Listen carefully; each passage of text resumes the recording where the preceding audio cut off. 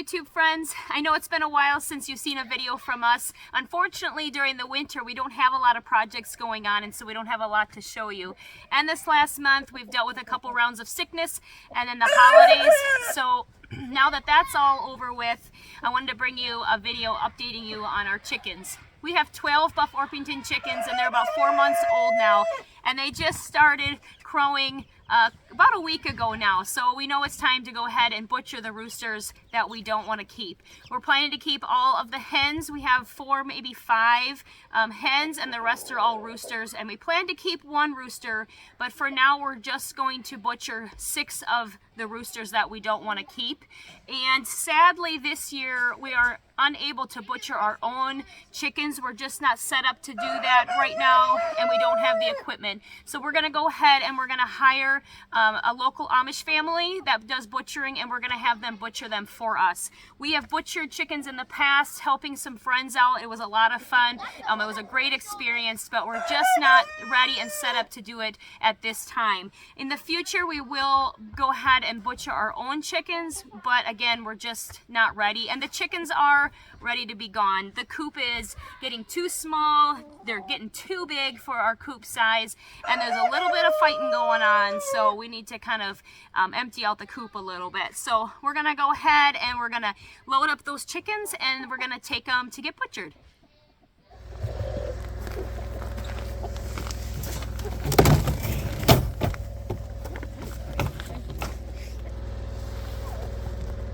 Caleb, don't open it till Mommy has a chicken down there, okay?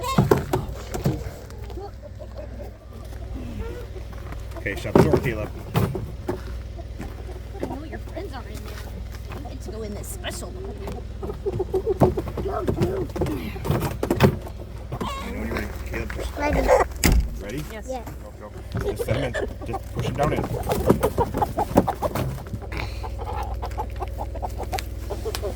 Push that shut, Caleb. Okay.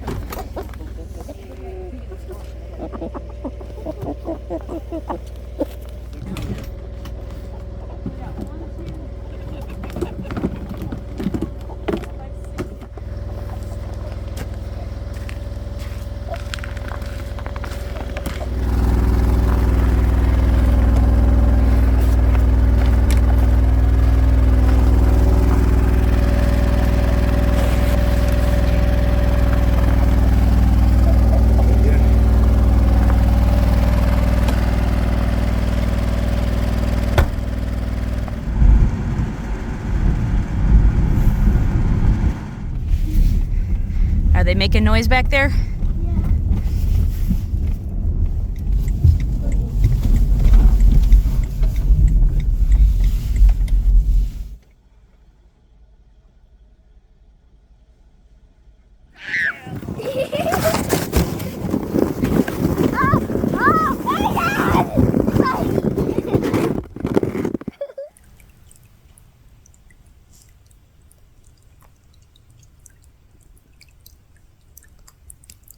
We just got back from the place where we had the chickens butchered, and we have them here in the back of the trunk.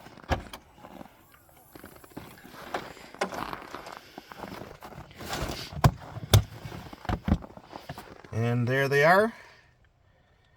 We will probably part them out and turn the carcasses into broth, and we'll get that going next. Okay, so here's our last bird out of 6. I wanted to do a couple first so I could get back into practice. It's been a while since I've done this.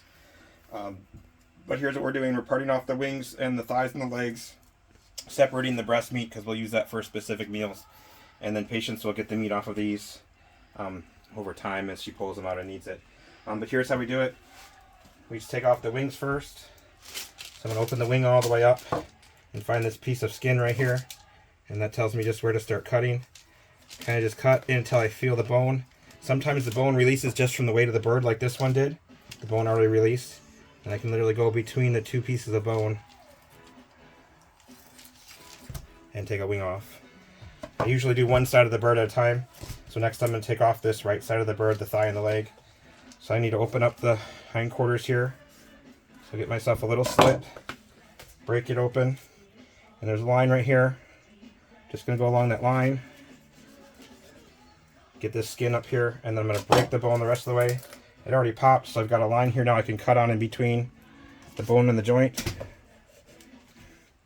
You kind of just hold the bird up by the eye here, and you just come basically straight across. If you feel yourself hitting any bone, just stop, because you don't want to cut bone with your knife. It's not worth it. It just makes your blade dull. Alright, so now I'm going to do the wing on the other side. Again, I'm going to open it up. Find this piece of skin, tells me where to cut. Usually the weight of the bird will just pop it out, but if I got the bone and it hasn't, just pop it like that. We can see the joint it came out of, and now we know exactly where we need to cut to get through there. Again, we're not trying to cut any bone, we're going to pop the joints out of the bone and then cut around them. Alright, so now for the leg and thigh on this side, cut the skin first so you can kind of see what you're doing. We're just going to open it up, so bone popped there already. Now we want to cut right across that line and go in between the bone here and the joint. Just like that. Alright, now for the hard part for me is the breasts. We're going to put the skin in the broth pot or the stew pot. So I'm just going to pull the skin off here.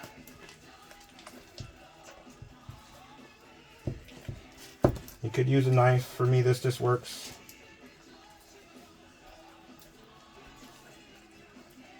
Just trying to expose the two halves of the breasts.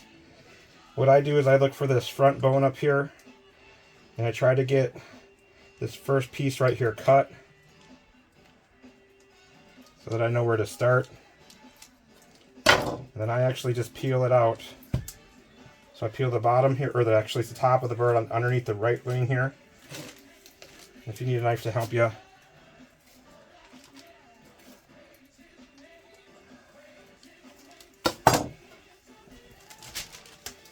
So by doing it this way, we kind of get a top breast, an outer breast, and an inner breast. If you're trying to make a fillet, you definitely would want to work your way along from the top of the breast here, or I mean it'd be the bottom, but from the where it meets here to get as much of this meat together as possible.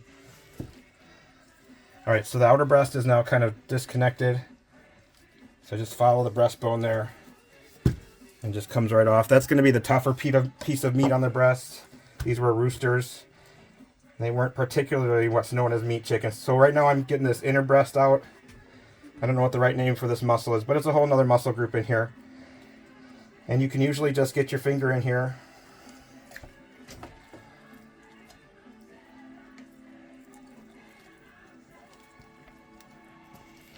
And pretty much pull the whole strip out together. Do the same thing on the other side. I'm going to find the front of the breast here. Stick my finger in here and separate it. Now that I know where it is, I can just cut. Help me out here. Right along that line. It's going to just rip apart.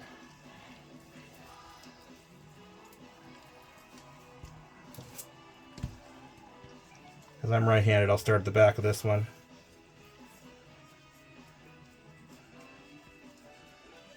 Okay, and there's that piece of breast. These are smaller chickens. Like I said, they're not really meat chickens. So I'm going to work my finger in here on this piece of meat now. It's just faster for me to do it with my fingers. We're all cutting this meat up. Taco meat and stuff like that anyways. Just don't want to bruise it too bad.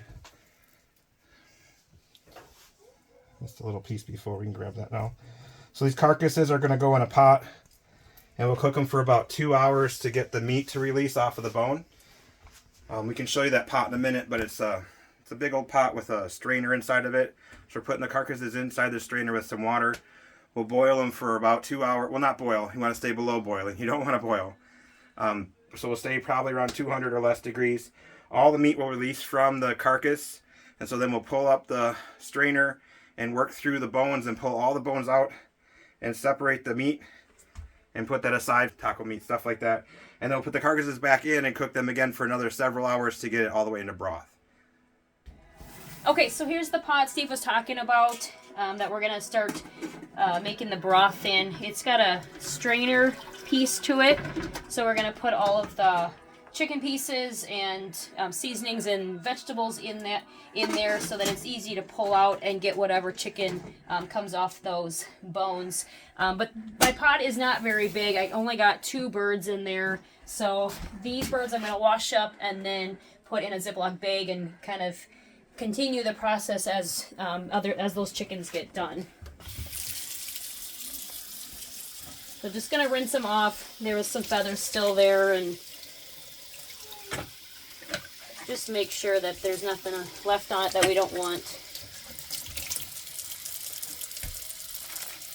And then I'll just throw them in a Ziploc bag and hang on to them until that batch is done, and then just start another batch all again.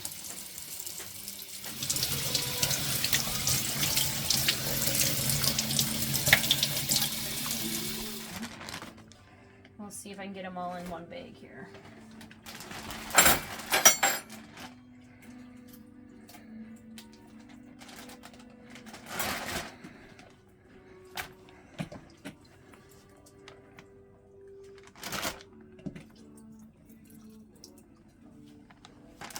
Perfect. All right.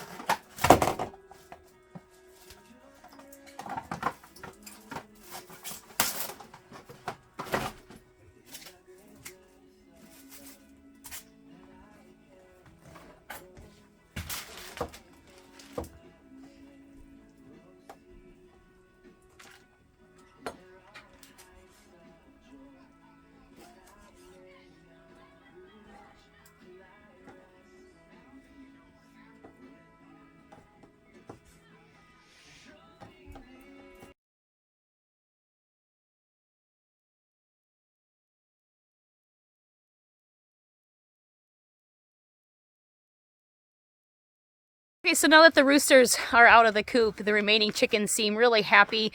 They're not scurrying about like they used to, and they seem to be really enjoying the space. So here's some of our ladies, and they seem a lot happier now. Hopefully not getting beat up as much.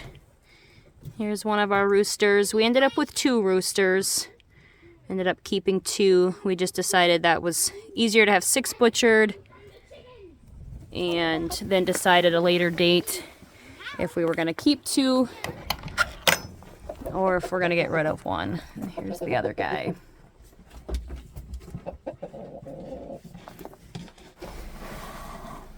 Here's a couple of our ladies. Hopefully happy chicks. Make lots of eggs.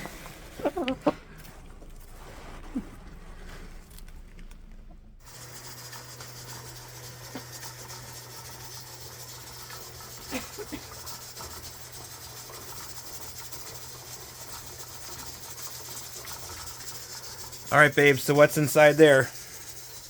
That is our chicken broth from the chicken carcasses that I cooked down yesterday. This is the first time using a pressure canner, so extremely nervous. Never used any kind of pressure canner before. No. We think it's rocking a little bit too fast, but you know what? It's on a wood stove, so as long as it's rocking, we're going to leave it alone. There's the indicator in the back, and the regulator on top. Are we happy so far? I don't know about happy. I'm just more nervous than anything because I've never used one of these before. So all the instructions and everything is doing what it's supposed to. Got to use lots of new things tonight too. We used the fat separator. You got that around? Yep. Oh, it's in the mess here. Sweet. So this nifty little tool. All the fat on the bottom. In the top. Push this little lever. don't know, can you see it? If I push the little lever, then liquid comes out the bottom but leaves the fat in the little cup there. Oh, because the fat floats on top? Yeah. Okay. So that's a nifty little tool that we got to use. All right. So if none of them break, then we'll have 5 jars of chicken broth. Woohoo!